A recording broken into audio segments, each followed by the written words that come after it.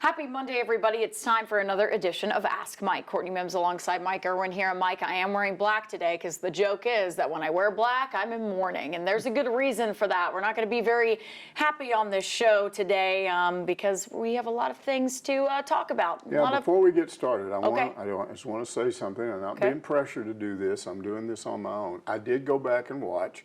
And last week I said something about those dumb fans or something like that, the ones that were trying to get rid of Pittman. I should have not used that term. I should have said uninformed, because I think there are a lot of people that want him gone that don't understand some of the issues that are involved. You don't just have to buy him out. You got to buy the staff out, and it's going to happen if they do it at a time when this revenue sharing kicks in, with the university starting next spring is going to have to cough up $30 million to athletes. How are they going to do that on top of all this other stuff that's going to take place? And so I'm not trying to carry Sam Pittman's water. I felt like as long as there's progress being made, it's not a good time to make these changes. You're probably going to lose Taylen Green and Bobby Petrino if you do that.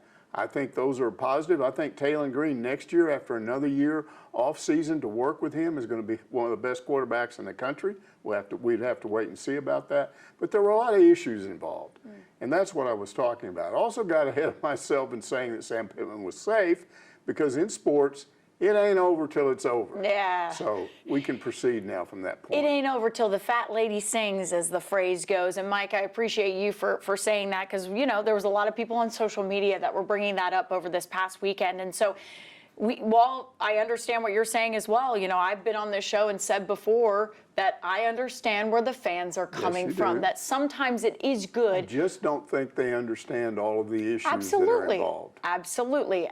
But sometimes you want to change. You want to change to spark some excitement around the program. But are they willing to step up and cough up that extra $30 million? That is the question. That's the That's the $30 million question right there, Mike Irwin. Because it's coming. Revenue sharing is coming. It is, and we're going to talk about that in this episode. And before we get right into it, you guys know, like, subscribe, comment. We appreciate that. You guys keep us doing the show when you help us out by liking, subscribing, and commenting on the video. Okay, our first question is from everybody's favorite question asker in Mousetown, who wants to know, do you still think that Sam Pittman's job is safe? Last week, you pretty much acted like it was a done deal that he's coming back, Mike. The only answer I can give right now is I'm not sure. There are people still saying, because of some of the things I've just talked about, I definitely don't think a decision has been made to fire him. There's a lot of chatter on the internet about him having this hip surgery, and he might decide to retire. I suppose that could happen. But the only thing I know is they've got 3 games left to play, and if they win at least one of those games, they're in a bowl game. I'm not going to assume it will happen, but if you have 4 left, that is an opportunity for things to happen, and things could change. Obviously, if that secondary continues to play the way it is right now, it could get worse. So I'm not sure what's going to happen, and I'm not sure what his status is right now. And we're getting no information this week on anything, because it's an off week and he has no press conferences, so we're not sure. I just can't answer that question. I don't know if his job is safe or not. I think what's interesting about this whole conversation is there's everybody who's heard something, who wants to say, oh, this person told me this about this situation. The only one who knows really about what's going on is anybody in the athletic department. And I really think it's Hunter Yurachek who knows the answer to that question right now. I think the other thing that you didn't really mention there is the buyout that Sam Pittman has. He has a very wacky buyout deal where basically, and ESPN was reporting on this weekend, that the buyout for him is just structured in a way that just makes you go, huh, weird. Because if he has an overall record that's above 500, he gets paid $12 million if they fire him without cause. I believe that's correct. And then if his overall record is below 500, he gets paid $8 million. Right. So it's a $4 million switch. And the COVID year doesn't count. So it looks like to me they're going to have to pay him the 12. If they fired him without cause at the end of the season, it looks like that. That's a big swing. And it's not just that. Again, it would come at a time when you're going to have to cough up this $30 million on this first year of the revenue sharing. I mean, there's a reason why Hunter Yurachek is going around saying, hey, we got to have money. We got to have money because it's coming, and it's coming quick. And so it's going to be really interesting to see what happens. But I know there's a lot of people talking about if Sam Pittman wasn't even fired, the possibility of maybe of him stepping down due to health. He could be congenial about this and take less. I don't know what's going to happen. Yeah. That's the bottom line. We don't know right now, and that is the truth. Razor Alex 88 says, we've had some pretty bad losses, but this loss was a whole new level of bad. There should be some forgiveness offensively with injuries to Taylen Green and Jackson being out the last couple of games. Defensively, that would be a thumbs down. Well, no question that the injury to Taylen Green had an effect on this game. No question. But what I found interesting was the way some people stepped up and some people didn't. The thing that just shocked me was how that secondary collapsed. Because, and we're going to get into this later on, though there's a lot of theories about what's going on there. I accept partially some of these theories, but I don't accept the whole explanation. Because I know what I saw, and then I talked to people that were at the game, and you can see things at the game that you can't see on television because you can see a whole pass route develop. Mm-hmm. And that secondary was, according to the people I've talked to, looked like they were just asleep out there. They did, yeah. And so what was going on there? And you say Sam Pittman's letting this fall apart like last year. Last year, the whole team kind of got messed up. This is a group of guys. Sam Pittman said after the game, we got 80 guys buying into this and trying, and we got 20 that aren't. Yeah. And we got to figure out what's wrong with those other 20. And I don't know. I don't know the answer. I mean, you can't hate on the defensive line because they were shutting down the run game, but it was just the secondary that you just scratch your head on what was that performance. And Mike, so it's not the defense, it's the secondary. I agree with you. And then we also have to put some blame on the offensive line as well. Well, yes, but they scored 20, they scored 4 touchdowns, the second team quarterback, third string running back, fourth string running back, with those guys in the game. They scored 4 touchdowns against Ole Miss. 4. Mm-hmm. If they can do that, what would happen if Taylen Green was healthy for the whole game and your secondary didn't play the way they do? Then a blowout turns into a real competitive game, which even if they lost, the fans would accept. I'm telling you, it was that secondary that caused what we're sitting here talking about today. Yeah, I think you're absolutely right there. I just don't think it's completely, you can't put all the blame on them because there was. All right. But Mike's putting all the blame on them. That's fine. But I do believe after all the blame for the blowout. Maybe not losing, but the blame for the absolute ridiculous blowout. But you've got to question at least a little bit where people are coming from of, okay, you got blown out that bad. I mean, I even tweeted it. I said, I can't watch any more of this. I'm done. I've seen it. I've seen enough. You should not be getting blown out at home to a team that in years past you have played competitively. At home, you have an advantage. At home, you haven't lost to them at home since 2008. Can you agree with me here that some blame has to be on the coaching staff as well? Well, I mean, I will blame somebody, Pittman, Travis Williams, for not figuring out what's wrong with his secondary. Mm-hmm. And their explanation that they've been given, I can accept it partially. I'm just telling you there's something going on there that we don't know about. Yeah, well, maybe it starts with maybe not doing this. Like, do you see when let's not celebrate so much when you're down by a lot in games. Mac Daddy Hog says, on defense, the Hogs have poor lane discipline, take bad angles, have too many blown coverages, and on offense, what is up with not lining up on the line of scrimmage properly in the last 2 games? Is it attention to detail that's not being emphasized enough for this team? Is this a talent level issue or coaching? Good question there. Well, first of all, every team makes some of those mistakes. A holding penalty, a false start, somebody jumping off sides on defense. Those things aren't good, but all teams do them. But what happens is fans forget it if their team wins. They don't think about it. It becomes more exaggerated if you lose. And I'm not saying those things weren't an issue. That didn't cause the blowout. What caused the blowout was when you stand there and let the same receiver do the same thing 3 times in a row, and you got 2 guys on that side of the defense that just wave bye-bye to him. That was, No, I know, but it's a part of it, right? When you couple all of these things together, it caused you to get beat. It didn't cause you to get blown out. No, you're exactly right about that, but it certainly doesn't help, and you need to cut down on penalties if you want to have a chance of winning a game. We have seen that as a problem, even in years past. I watch a lot of football, Courtney, and I see all kinds of teams win and do those things. Okay, I mean, I don't see teams win when their secondary goes, oh, bye, see you. No, I know, and I agree with you there. I'm just saying a lot of things couple into that, and I understand what Mac Daddy Hog's saying. I understand what he's saying is the attention to detail.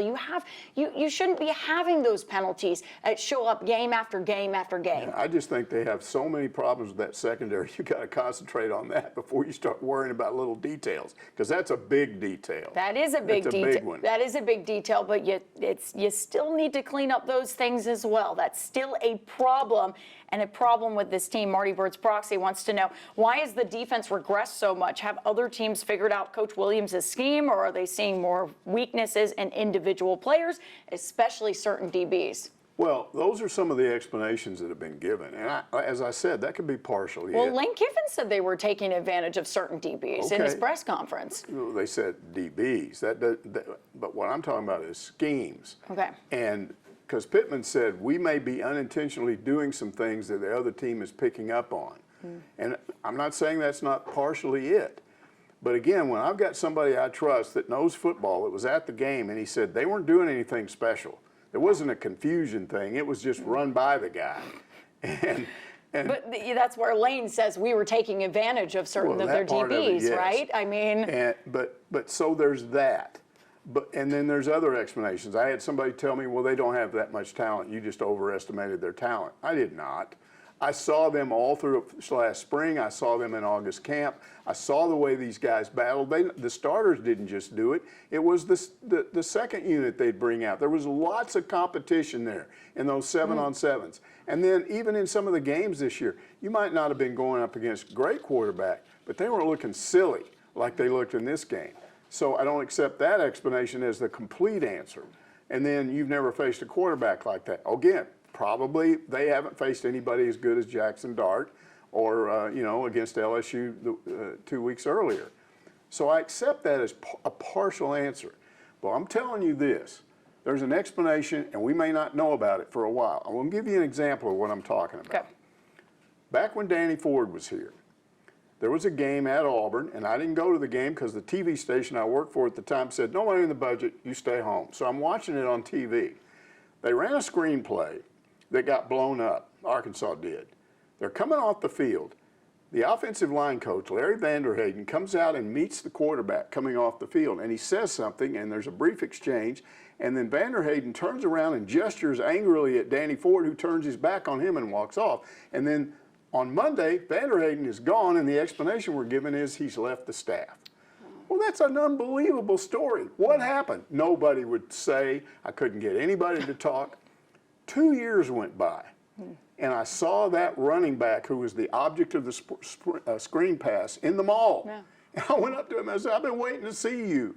What happened on that play and what was going on with Vanderhayden and the quarterback and Danny Ford? He said, well, Vanderhayden was mad all season because he felt like the offensive line was getting blamed for mistakes that the quarterback was making. So he was already mad. On the screen pass, the quarterback's supposed to take the ball, drop back even further, suck the pass rush at him, and then at the last moment, the running back who's gotten out into the flats, you turn and throw to him, and you have an offensive line that pulled and went over in front of him, and it all works. Yeah. Well, what the quarterback did instead was that he took the snap and ran over to where the quarterback was, thereby drawing the defense over there and threw a little 4-yard pass to him. Well, and that's why it got blown up. So as he's coming off the field, the quarterback, he's saying, what kind of screen pass is that? That's not the way you run a screen pass. According to this guy that was involved in it, he said, the quarterback, as he walked by Vanderhayden, said, blank you, old man. Oh. And Danny Ford was standing right there and saw it, and Vanderhayden turned around and said, did you hear what he said to me? You can't let him do that. And Ford turned his back. So now you understand why that happened, why he left the team. 3 years it took me to learn that.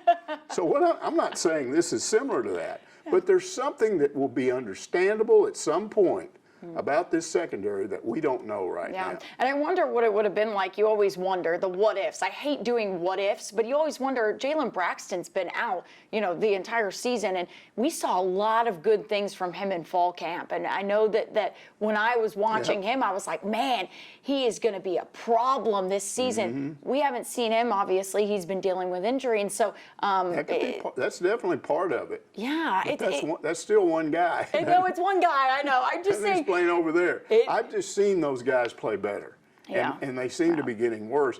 And that's the real issue now. How does Pittman and Travis Williams get them to get focused again and stop doing that stuff? Yeah, I mean, well, the good thing is, and I hate to say it, the good thing is they have a bye week, right? Yeah, but then the bad thing is they're playing Texas next. God, don't tell me that. Okay, listen, I was just trying to get the good. The good is that they have a bye week. They can get mentally right. Hopefully, that's what you got to hope. John Hawes Jr. asked, why is it that we come out sluggish and with such low energy, like we don't even want to be there in front of our fans, no less? Again, that's not what my assessment that's not my assessment of what happened. I don't think all of them came out sluggish with no energy. I think the first possession, Ole Miss is pretty good, and they went down the field, but what happened? They made that stop. Arkansas stopped them.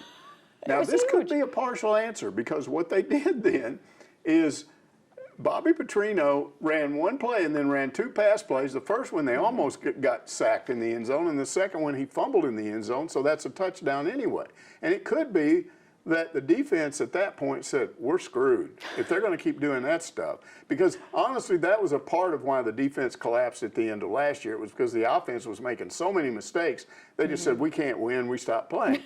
So maybe the guys in the secondary are thinking that. I don't know. I hope not. But again, what happened was you had to bring in Malachi Singleton, and the first possession he was out there, he didn't do anything. They were all over him. And I'm thinking, boy, this is going to get bad.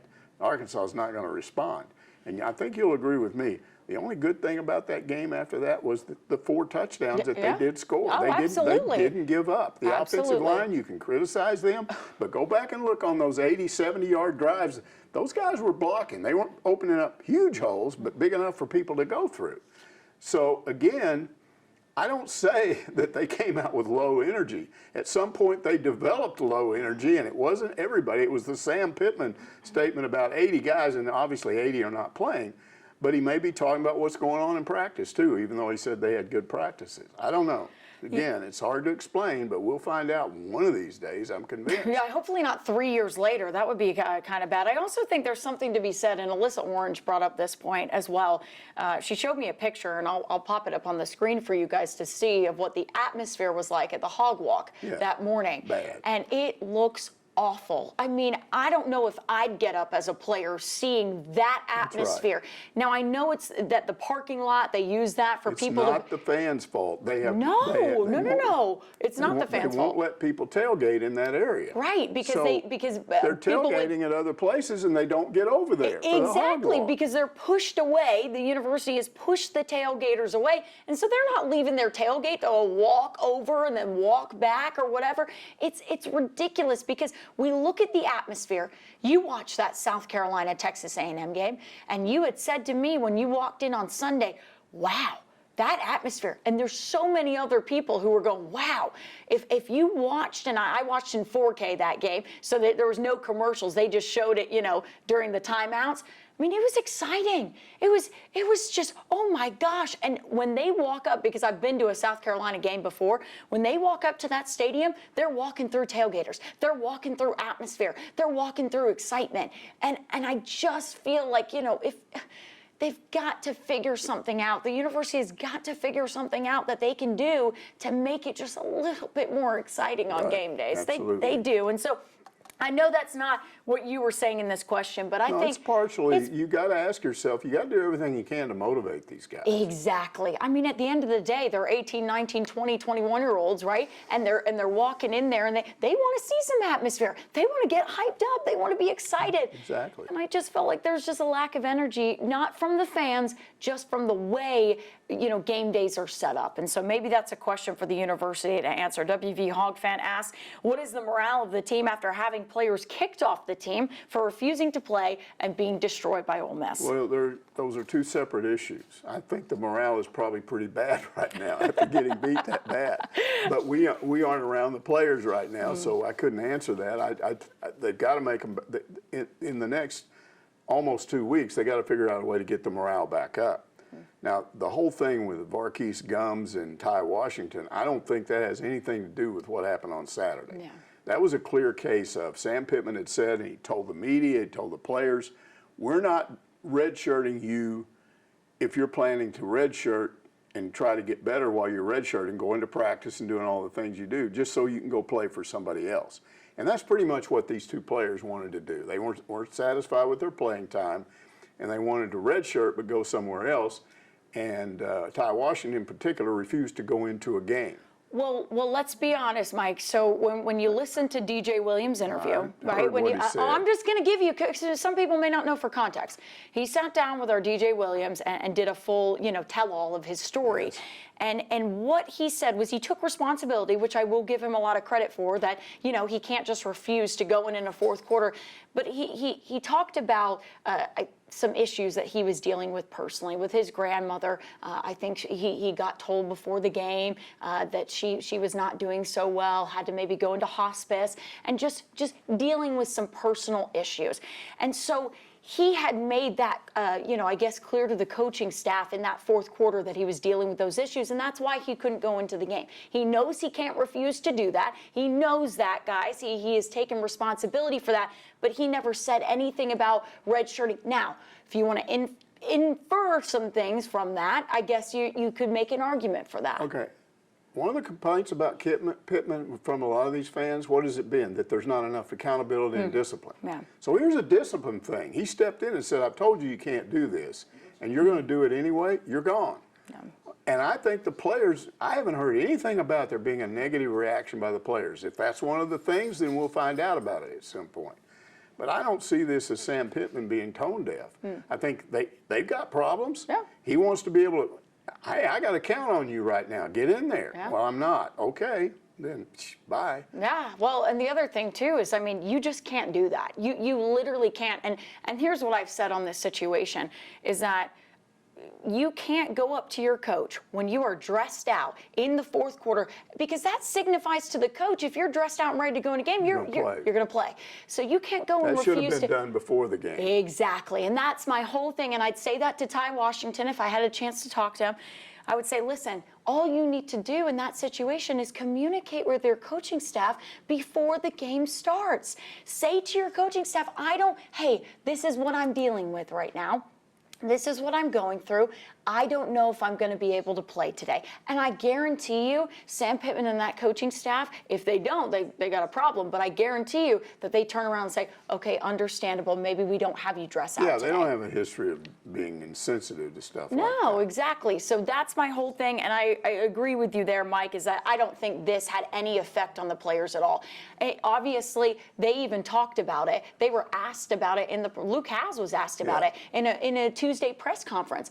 His answer did not seem, he said, we miss the guys, they're dealing with things, but this is an opportunity for some other guys in that room to step up. He's in that room. He's in that tight end room. Exactly. And his answer was did not give any inclination that they were dealing with something over this. Hog Redneck asks, what's your take on Pittman's Ole Miss is a Louis Vuitton, Arkansas is a blue light special comparison before the game? What the heck was he talking about? A lot of fans have jumped all over it. Well, I think it's a misunderstanding of what he was talking about. It involves all this stuff we've already talked about with the revenue sharing, and I don't think they realized exactly what he was trying to say. He was mic'd up before the game, walking around, players are warming up, and somebody upstairs is talking to him. He's got an earpiece, and he's talking, and they ask him about Ole Miss's grassroots NIL program, which is one of the best in the country. And he said, well, you can make a comparison, our D-line versus their D-line. And we have to, because of our NIL situation, we have to recruit. He didn't use the term 3 stars, but that's what he meant. We have to recruit this kind of player and then coach them up and get them to be better. They can start off with the 4 stars because of the money. And if he'd just stopped right there, maybe I'd have said, oh, that's not good. But what he said was, help is on the way. Yeah, yeah. With this revenue sharing, we're going to be fine. And so he was sending a positive message out. What he was saying, in effect, is this is not going to be true in the future. And in the future starts next spring, and we're not going to be dealing with this anymore. And so I'm happy about it, not sad. And he wasn't dumping on the team. He wasn't dumping on the administration. He wasn't dumping on the NIL people, the people that contribute to NIL. He wasn't dumping on the D line. He was just explaining, this is the problem we have right now. But it's going to get solved. But like, and to be fair, I understand where people were coming from. But they were like, "Oh my gosh, this is a bad quote." But if you actually think about the comparison, it's actually pretty genius because it's not too bad. Well, because here's why, right? The blue light special, right? Let's say you buy a Louis Vuitton bag, right? You're paying more money for that Louis Vuitton bag. But is it really worth it? Is it really worth it? That's. I think I didn't it's see it as most guys. D-line guys, blue-collar guys, they're not going to mind being called a blue light special. Well, because sometimes your blue light special are the bags that last longer, are the bags that are are work bags, are good bags. But I still think they were misunderstanding what he was talking about. No, absolutely. But I thought a little deeper into it, and I went, it's actually not a terrible comparison when you think about if you buy a Louis Vuitton bag. I laugh at people who buy Louis Vuitton because sometimes I can buy you a knockoff that looks just like it and is even better, lasts longer, right? So that's kind of my laugh about that whole comparison there. And help is on the way. We've heard that been said so many times by Sam Pittman, is that he feels like it's going to get better, and hopefully it does. Vegas Hawk says Coach Pittman is 28-29 in 5 seasons of SEC play. Kiffin is 41-17, and Drinkowitz is 34-23 over the same time. What is the rationale by Juracek for keeping Coach Pittman and the current staff for the 2025 season? Well, again, we don't know for sure that's happening. We don't know what's going to happen. But the rationale is what I've already talked about. They understand what's going to have to take place if you fire the guy or even if he retires. If you have to, even at the lower buyout of $8 million, you got to cough that up. You got to cough up money for these assistant coaches. And then at the very time when you need more money in your budget for this $30 million thing that's going to hit in April next year. So that's the rationale. I've been told that all along this season he's looking at just for progress. He likes the offensive coordinator, the defensive coordinator.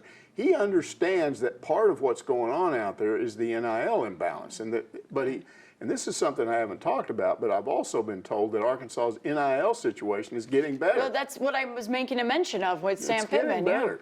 Yeah. So he's thinking to myself, it's the same thing with Mike Neighbors. And people couldn't understand why he didn't get fired last year. It's because he got no NIL money. And Juracek is aware of these things. So he's sitting there thinking, okay, if we're going to have better NIL money next year for the portal and people we bring in, if we're making improvements with our quarterback, our offensive coordinator, if we've got some of these things that are better, we can get ourselves into a situation where we don't have to swallow all this stuff at once. Yeah. And maybe he was thinking Pittman might go another year and then he might retire. And we'll be in a better situation then. This is not a good time, I'm telling you, to have to replace the coach. And if you don't get that, and you don't understand what I'm saying, it's money that you think they should have, and it's money they don't have. And a lot of these people, it's the first thing they're going to do is complain about all the prices that are going up. And you're asking me to pay more money for this, and you want me to do that.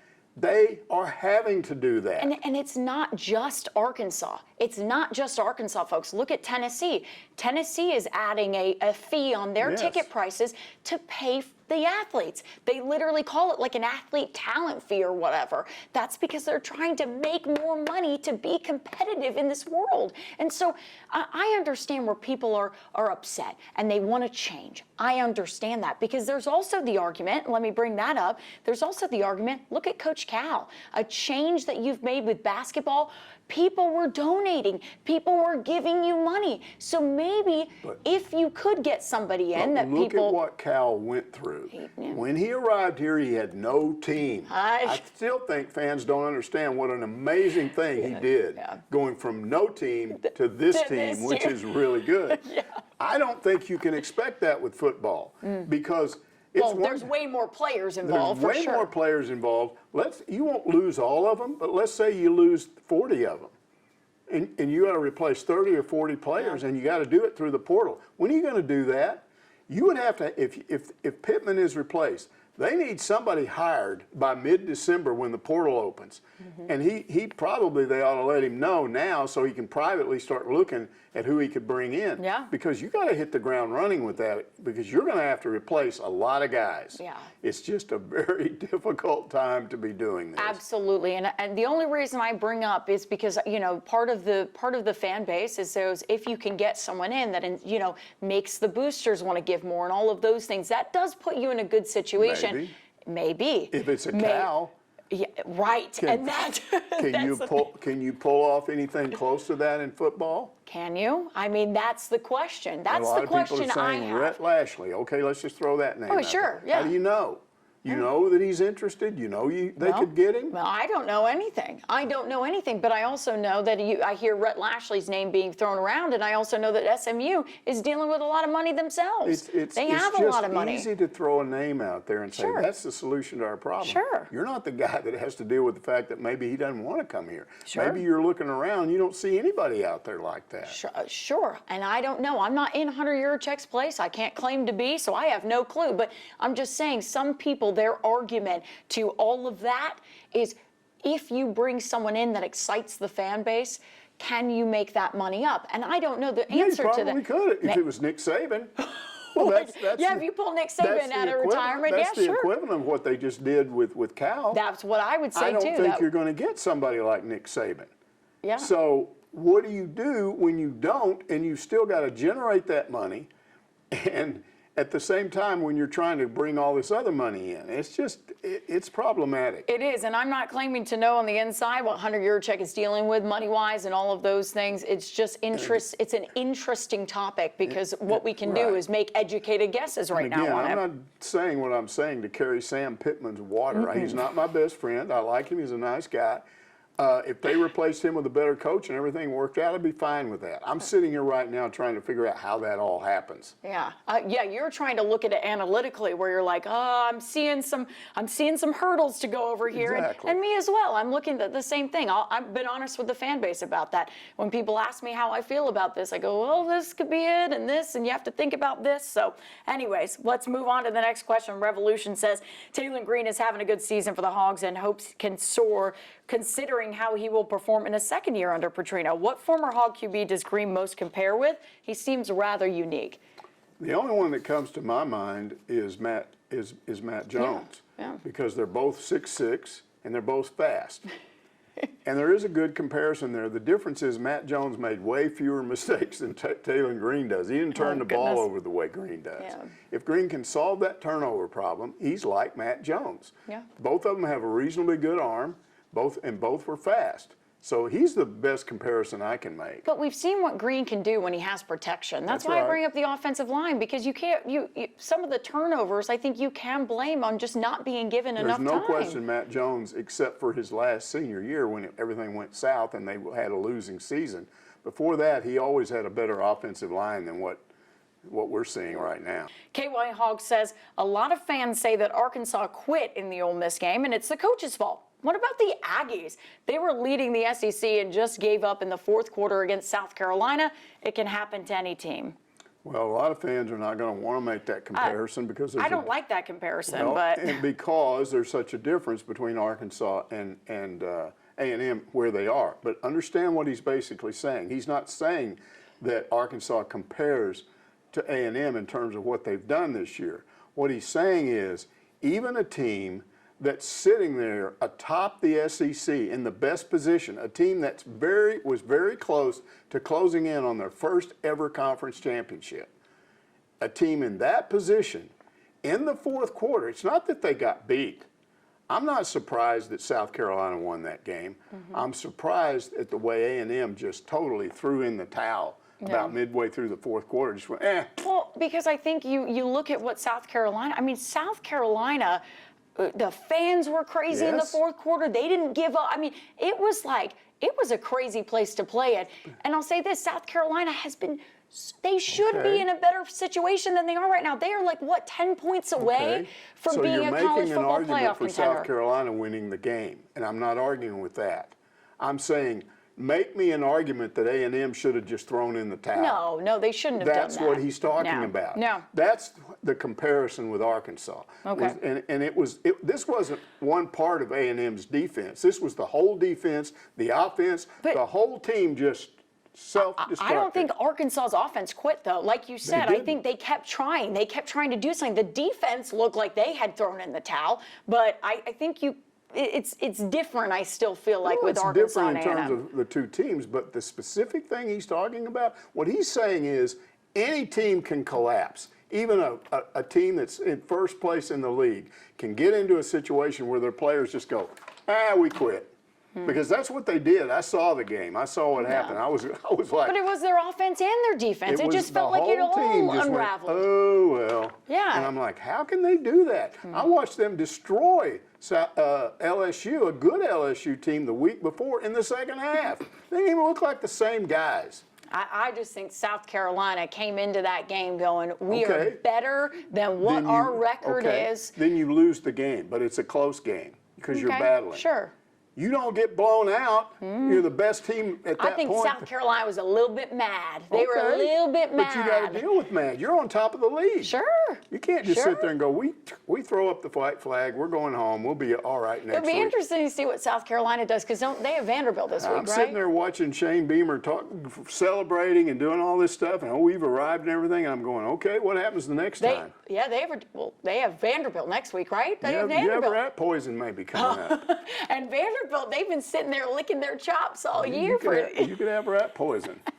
I love it. I love the SEC is wild this year, and it's just been crazy to watch. And I believe that game's in Nashville too. So that's gonna be a fun one to watch this weekend.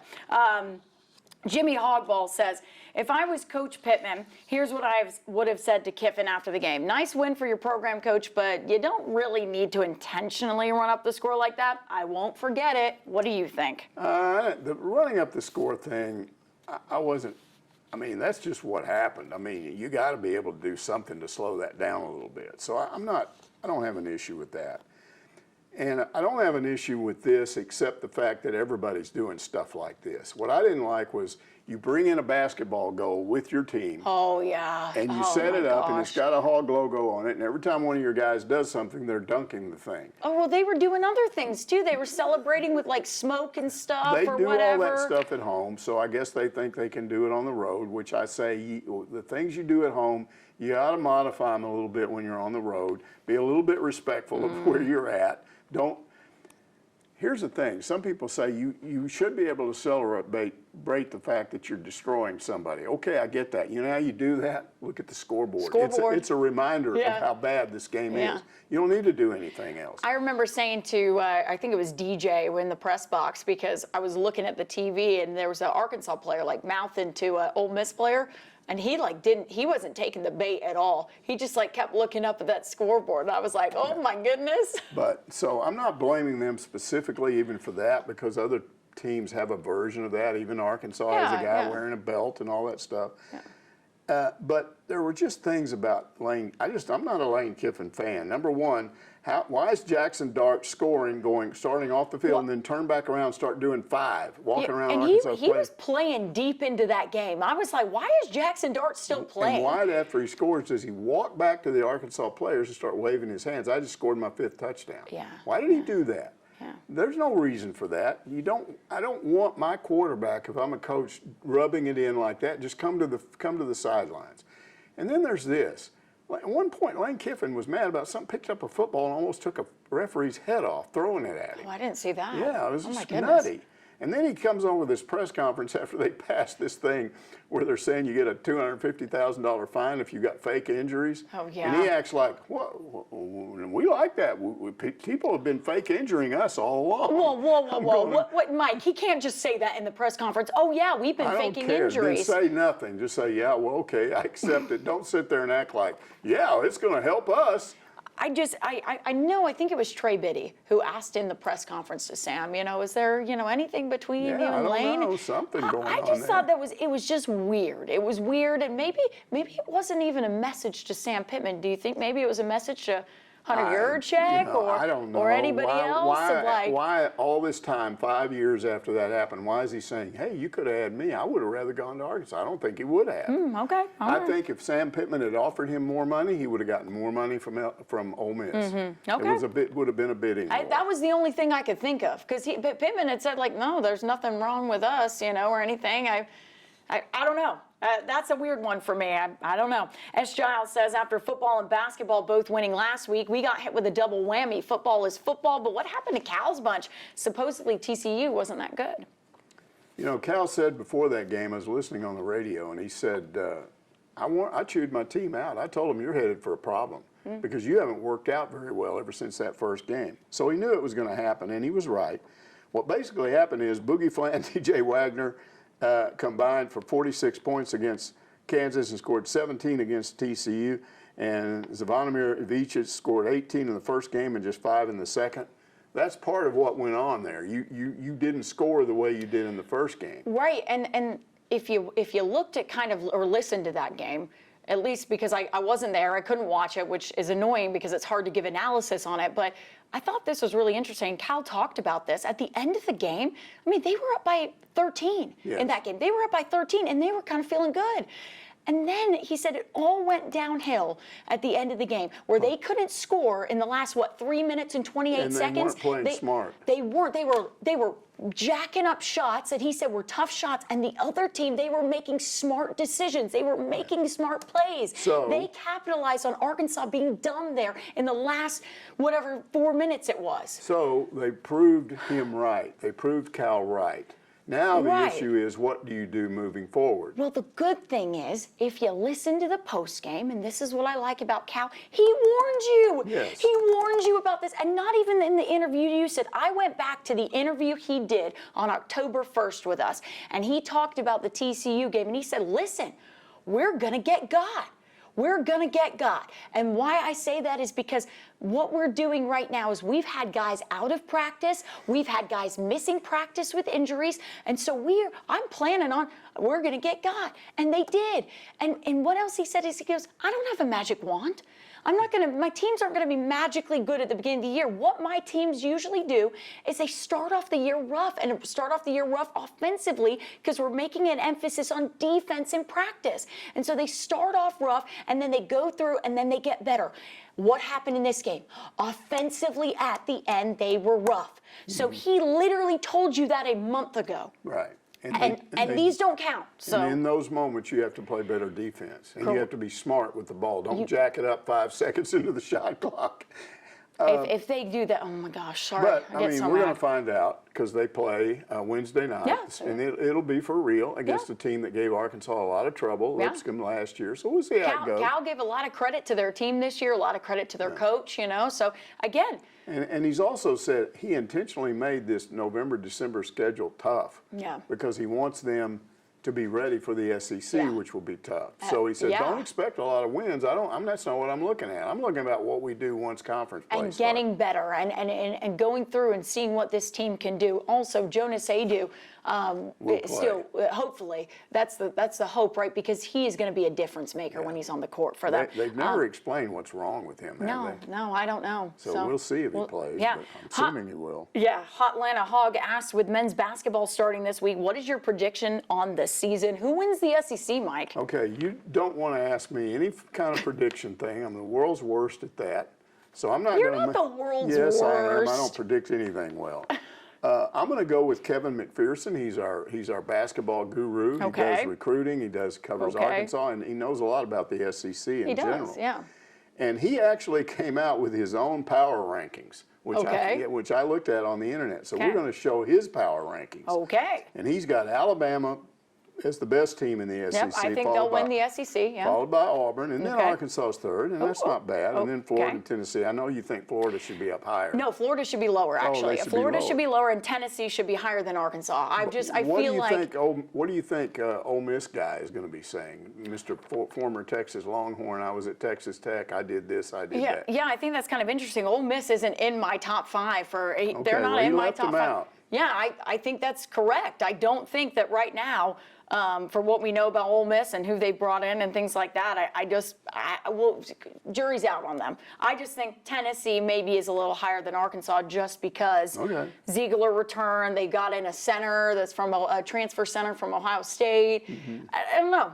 The fun thing about predictions is you could be wrong. So maybe I'm wrong. I hope Arkansas proves me wrong there. But I disagree a little bit with Kevin's rankings, and only because. I love his rankings. Okay, all He's right. smart. He is very smart. Woo-Pig 1991 wants to know, are cross country and track losing scholarships to the football program? There's a fear of this sort of thing among a lot of the women's sports, a lot of the spring sports or Olympic sports, because of, and again, it's a part of this revenue sharing. Because one of the things that goes with revenue sharing is there's roster caps. They're actually going to, with the sports that they fund through revenue sharing, they're actually going to get more scholarships. And I was told, because I asked this specifically, track, it isn't certain, but track is probably going to get more scholarships, not less. Yeah. But they may end up with less players on the roster because you get more scholarships, but you put a salary cap down. Or I'm sorry, you put a roster cap. Yeah. And that's what's happened to the baseball team. They have been going with 11.7 scholarships. They're going up to, I think, 30 or 31. They're going to have like a whole team. It's almost close to the whole team. They carried 40 last year, so they won't be able to do that now. So it's a win, but there's one thing that comes with that, and so we'll see if that affects the track program. But don't panic. You're going to get more scholarships for track if you're a track fan. Yeah, absolutely. And Space Hog says Missouri's High School Athletic Association has started allowing athletes to get paid NIL while in high school if they go to a university or college in Missouri. Any chance Arkansas does the same thing? Well, actually, the state legislature has already done that. They've already passed basically a regulation or whatever that says that it's a little bit different, but it's similar. If you get an NIL offer and you're a high school athlete in Arkansas, you can accept that offer and start getting paid while you're in high school if you go to an Arkansas college. Awesome. But if you're not going to an Arkansas college, you have to wait until your eligibility is up. So your high school or your college eligibility? High school. High school. Okay, so you'll get that money when you go. When you go to that school, you'll get that money. You'll get that money. So it's very similar. Now, let me just say that basically, there were a lot of people thought Drinkwitz they were a genius when they did this. And at the time, it was good. I don't think this is a big deal anymore because of what we've been talking about. Here's the thing. This is where it would benefit you. And this doesn't happen very often. Let's say the best running back in the nation or the best quarterback in the nation was from Arkansas. And there were going to be all kinds of coaches in here going after the guy. What you could do is say, we're going to offer you an NIL of $250,000, and that's about what maybe the rest of them could do. But you can start taking it right away if you come to our school. Yeah. Whereas those other offers, he wouldn't be able to collect it right away. So that might be a guy that could benefit from that. How many players do you think we have like that? Yeah. There's been one Darren McFadden in like, how many years? Like 15? Yeah. So you don't get a player like that very often. I think what's basically happening because of this revenue sharing is you're going to be able to go and recruit an offensive lineman or a defensive guy or whatever and tell them what we're going to pay you through our unit. So that will help. Yeah. But I don't think the NIL thing is going to have an impact, a huge impact, except for those once in a blue moon guys that are really good and you got to pay them a good amount of money. And other schools are really wanting them to. Yeah, where you're going to have another deal from somebody in the community to help out with getting that guy. But that's where it also helps out. I mean, you think about how that could benefit Arkansas. Well, Arkansas has a lot of companies that are here thanks to Walmart and things. You would think that they would, be more motivated to give some deals out for some of these athletes, Well, and maybe they may do that. Like we said earlier, the NIL situation is getting better. Arkansas was just behind the curve, and they're getting there now. People are starting to figure this out. I hope so, because that would be that you'll see a real difference if that's the case. I really truly believe that. And you also got to. I know we talk about all the negatives of NIL and the negatives of the transfer portal, but look what it has done in the SEC. It has made it much more competitive between for the top to the bottom. I'm not sure I like all this with all this wackiness going on every week. I like it, Mike. It's college football. It's exciting. You can't figure out what's going to happen anymore. Oh, come on. You like it a little bit. Maybe a little bit. I'm just going, what is going on? You were bad at predictions anyway, so there you go. So that's why I watch the games, because I don't have a clue what's going to happen. I just watch it and go, oh, wow, that was cool. Hey, a lot of people are sitting here saying that right now on this Monday, and hey, it's going to be another crazy weekend, and we can just enjoy it this weekend, Mike. You know what I'm going to be doing? What? I'm going to be watching Ole Miss. Okay. And I'm going to hope they have rat poison. You always hope they have rat poison. I love it. Well, we're going to have a nice week of watching some basketball games and just enjoying the bye week. But hopefully you guys will get to do that too. That's it for another Ask Mike. We'll see you next Monday to answer more of your questions.